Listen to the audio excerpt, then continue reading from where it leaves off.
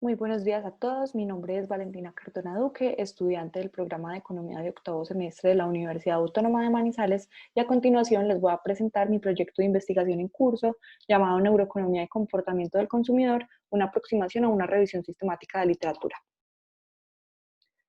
La dinámica de la presentación va a ser la siguiente. En primera instancia, se va a plantear una introducción donde les voy a explicar un poco en qué consiste este proyecto de investigación, posteriormente un planteamiento del problema acompañado de la justificación del mismo,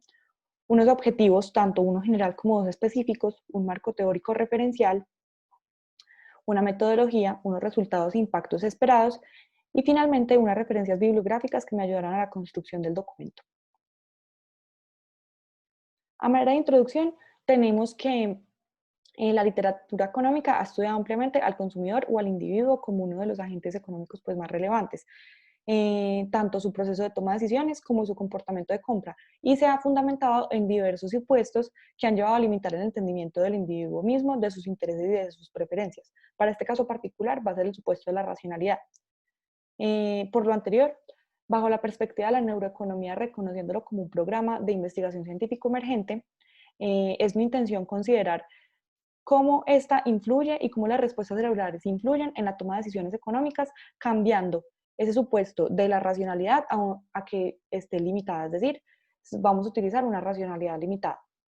Por ende, el documento se va a desarrollar como en cuatro grandes momentos. El primero de ellos es un rastreo bibliográfico, un rastreo teórico, donde se van a recoger los documentos más relevantes en materia de neuroeconomía y de economía comportamental, seguido de una búsqueda en la literatura sobre empleo, búsqueda de empleo y búsquedas de descuentos, posteriormente una experimentación asociada a los cambios en incentivos, en este caso incentivos de precios, y finalmente estudiar esa relación entre el empleo y el alza de los precios, que en la literatura económica o en la teoría económica se conoce como la curva de Phillips. Eh, a manera de introducción, tenemos que en la primera parte se va a presentar cómo la evolución de la economía se convierte en un programa de investigación científica emergente.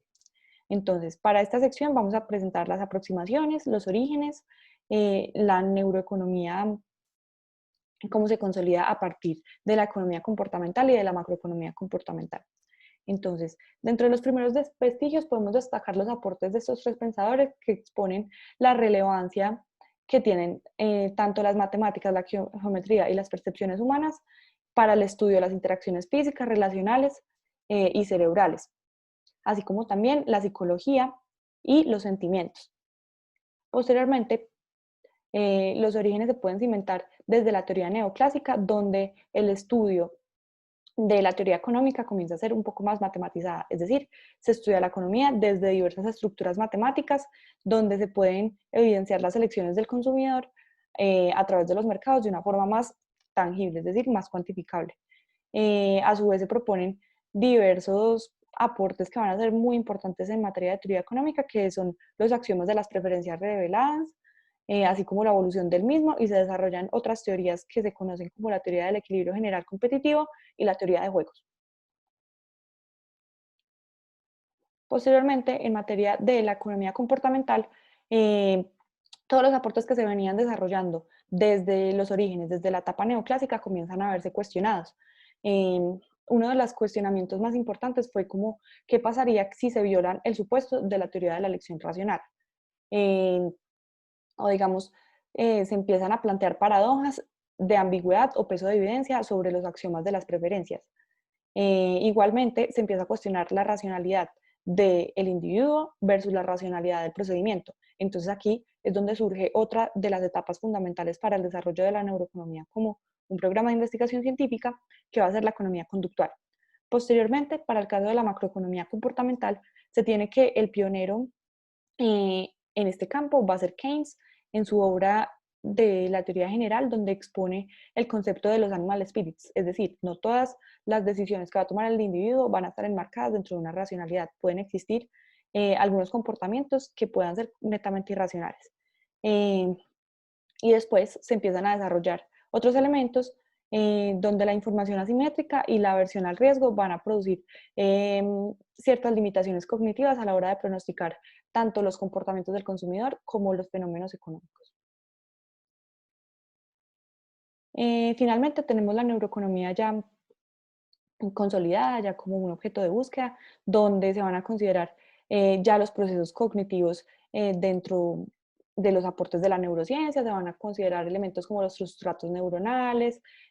cómo diversas imágenes de la actividad cerebral pueden llegar a ser determinantes importantes en el entendimiento de la toma de decisiones racionales. eh, Se van a empezar a hacer distinciones entre los procesamientos centrales del cerebro, cuáles van a ser procesos automáticos y cuáles van a ser procesos controlados y a su vez cuáles van a ser procesos internos y externos. Y se van a presentar diversos sistemas que permiten entender la cognición social. Eh, Luego, en el segundo momento que les decía que constaba esta introducción, se van a establecer una búsqueda de empleos y la búsqueda de descuentos, que si bien no encontré un gran portafolio o una gran eh, aporte a la literatura en estos ámbitos, encontré dos autores que expresan ciertos puntos de vista interesantes. El primero de ellos es Turban en 2009, el que menciona que la conciencia y la extraversión pueden llegar a ser determinantes en la búsqueda de empleo y en el éxito de la búsqueda de desempleo. Y luego en 2002, Barrick, Stewart y Petrowski, que mencionan que las emociones positivas y la personalidad pueden influir en el comportamiento del consumidor al momento de ejercer esa búsqueda. Por su parte, en el planteamiento del problema, se tiene que como la economía es la que se encarga de estudiar la relación que existe en el cerebro humano a la hora de tomar decisiones racionales, y la conducta que se refleja en los agentes económicos, pues es un campo, además de muy interesante, aún inexplorado, con un potencial de crecimiento en el ámbito científico muy importante. Entonces, lo que pretendo yo es hacer una aproximación a una revisión sistemática de la literatura para considerar ese comportamiento del consumidor dentro de los elementos tanto propios como no propios de la teoría económica convencional. Así como también encuentro que la justificación o la intencionalidad de este proyecto es encontrar adicionalmente otros factores determinantes no propios de esa teoría económica convencional que puedan incidir en el comportamiento del consumidor frente a la toma de decisiones. Y esas decisiones no necesariamente tienen que ser racionales, pueden ser decisiones de carácter inmediato o decisiones complejas, que ahora voy a ahondar un poco más sobre ese aspecto. Y cómo los mecanismos de incentivos pueden afectar la respuesta tanto cerebral como comportamental de los individuos frente a esa toma de decisiones.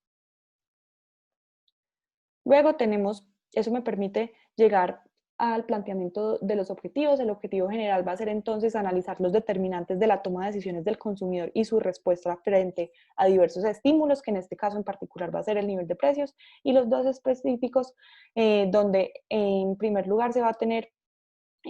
como propósito identificar los respaldos teóricos y empíricos en la toma de decisiones tanto racionales como no racionales y a su vez, en segunda instancia, estudiar la relación del cambio de los precios y la respuesta de las personas frente a las decisiones simples y complejas. Aquí es donde venía. Las decisiones simples pueden ser decisiones de carácter inmediato, comprar un bien en una tienda, algo que no requiera como mucha cognición o mucha actividad cerebral para llevar a cabo,